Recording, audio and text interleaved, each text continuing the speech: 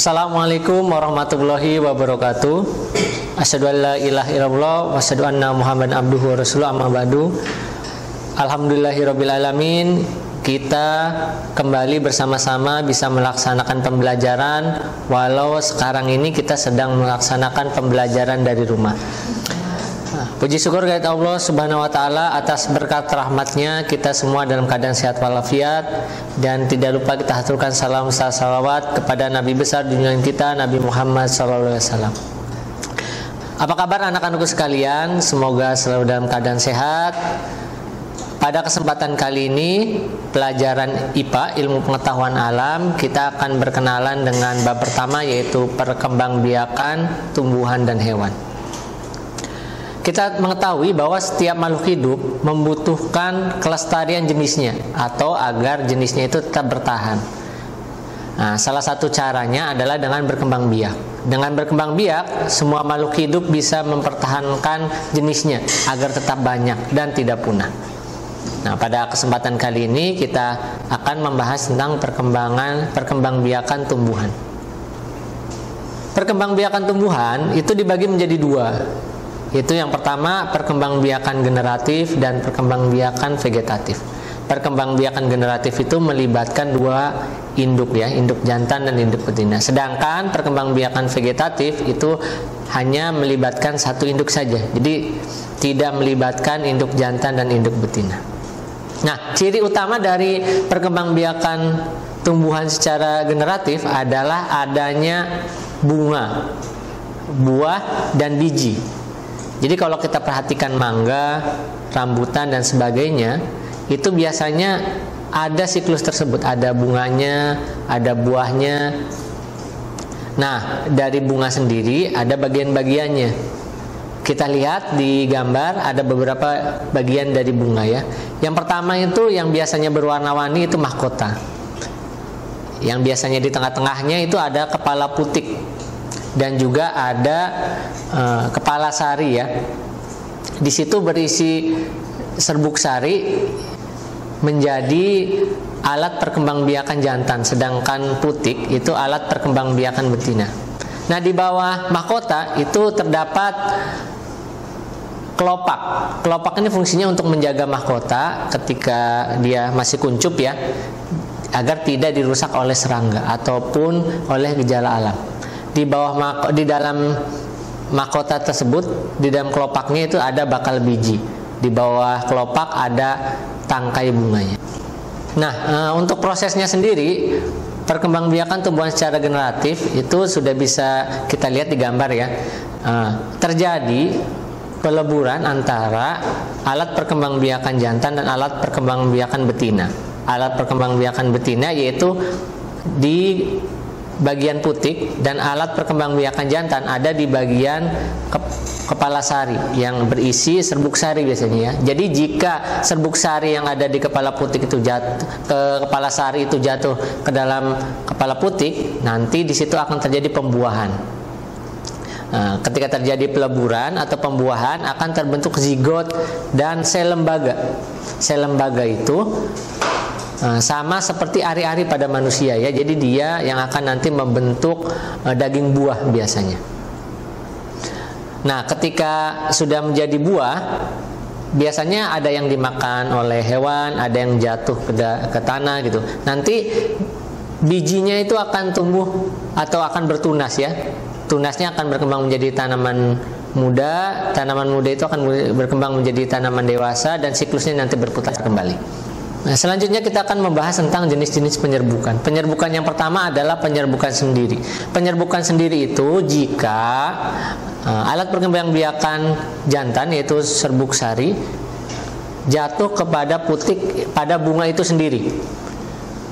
Jadi dalam satu bunga ya.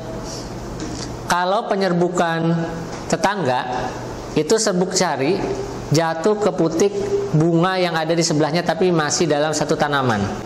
Nah, yang ketiga adalah penyerbukan silang. Penyerbukan silang ini jika serbuk sari jatuh ke putik bunga yang berbeda tanaman tapi masih dalam satu jenis. Dan yang terakhir adalah jika alat perkembangbiakan jantan serbuk sari jatuh ke putik tanaman lain yang berbeda jenis. Nah, agar serbuk sari itu jatuh ke kepala putik, itu perlu perantara. Nah, perantaranya bermacam-macam. Yang pertama bisa angin. Yang kedua adalah hewan. Angin ini biasanya terjadi pada tanaman jagung ya. Tanaman jagung itu kepala sarinya atau serbuk sarinya ada di atas. Biasanya dia akan jatuh terbawa oleh angin.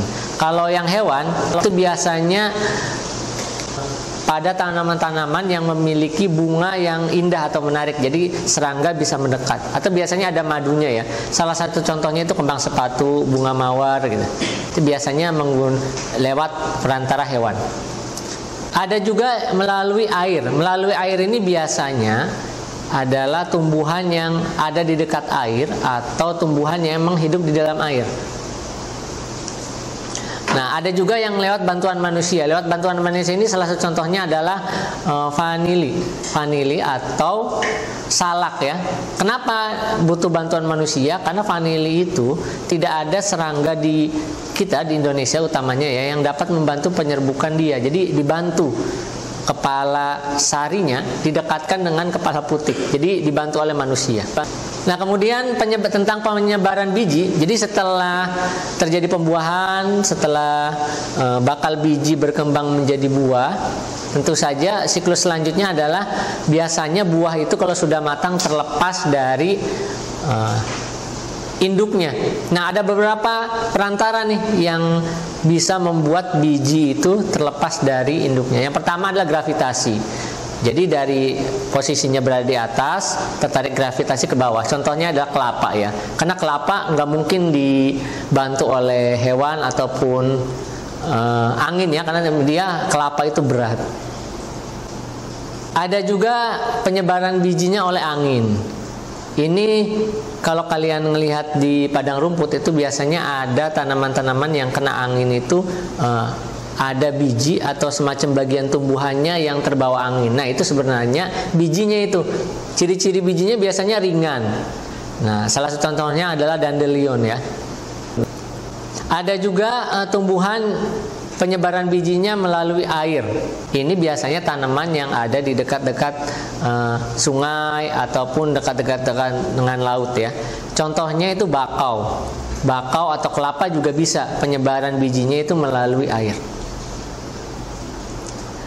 Ada juga yang dengan perantara hewan nih penyebaran bijinya. Salah satunya adalah tanaman kopi. Ini tanaman kopi yang ada di alam bebas ya. Kalau dalam perkebunan tentu saja manusia yang sengaja menanamnya. Tapi kalau di alam bebas itu kopi itu biasanya dimakan luwak ya. Buahnya dimakan luwak dan bijinya si luwak ini membantu untuk menyebarkannya ke seluruh hutan. Nah, yang terakhir adalah oleh manusia. Oleh manusia ini ada dua nih. Ada yang sengaja dan tidak sengaja. Yang disengaja adalah padi. Kita tahu ya padi itu sengaja ditanam oleh manusia. Dan tumbuhan-tumbuhan lain juga yang ditanam atau disebarkan bijinya secara sengaja oleh manusia, berarti penyebarannya dibantu oleh manusia. Ada juga yang tidak sengaja, yaitu rumput ya. Biasa kalau kalian jalan-jalan di rumput, ada yang menempel di baju, itu sebenarnya bijinya. Jadi ikut tersebar oleh kita secara tidak sengaja. Nah, selanjutnya kita akan membahas perkembangbiakan tumbuhan secara vegetatif. Sudah dijelaskan sebelumnya bahwa perkembangbiakan vegetatif itu perkembangbiakan yang hanya melibatkan satu induk. Jadi tidak ada sel induk induk jantan dan induk betinanya tidak ada, hanya satu saja. Gimana caranya? Ini dia. Yang pertama adalah dengan umbi batang. Umbi batang itu contohnya kentang. Jadi umbi batang itu adalah batang yang menggembung, yang di situ terdapat tunas. Jadi kentang itu kalau kita potong-potong, tapi jangan sampai terpotong tunasnya ya, dilihat tuh. Kalau kita potong-potong menjadi 4 bagian, tapi masing-masing ada tunasnya, walaupun kita potong dia tetap akan menjadi tanaman masing-masing. Yang selanjutnya adalah umbi lapis. Umbi lapis itu sebenarnya adalah daun yang berlapis-lapis yang menutupi ya, yang biasanya di tengah-tengahnya ada tunasnya.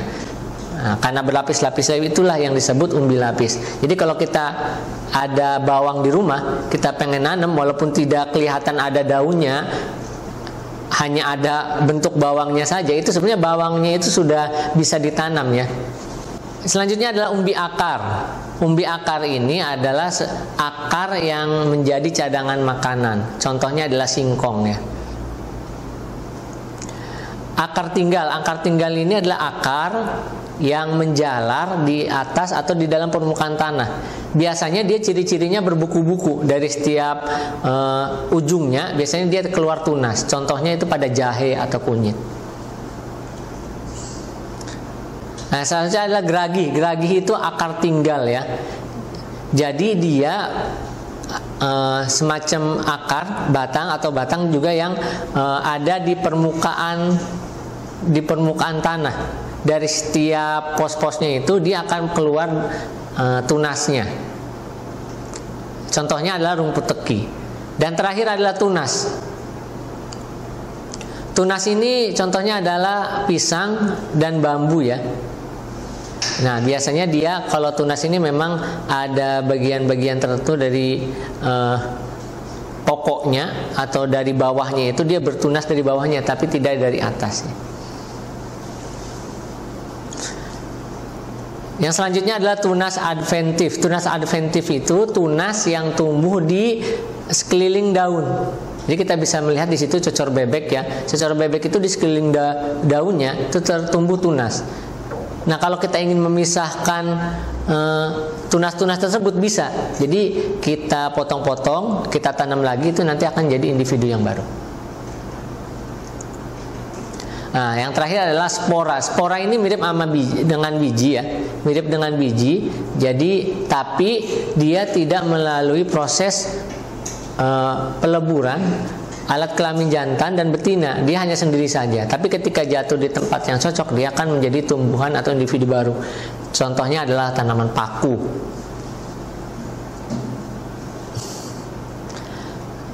Nah, selanjutnya ini perkembangbiakan tumbuhan secara vegetatif buatan. Yang pertama adalah cangkok. Cangkok itu intinya adalah mengelupas kulitnya, kemudian ditambahkan tanah agar tumbuh akar ya. Setelah tumbuh akar, cabang tanaman itu kita potong dan kita tanam kembali.